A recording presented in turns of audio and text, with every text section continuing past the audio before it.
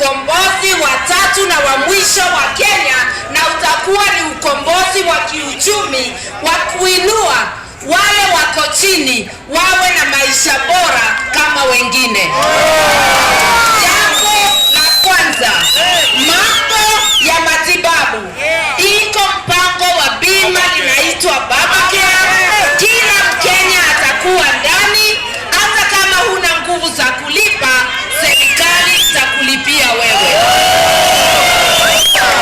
Tunataka mambo ya pesa iishe kwa hospitali zetu. Wewe ukiingia na kitambulisho chako unahudumiwa, unapatiwa dawa, unarudi nyumbani.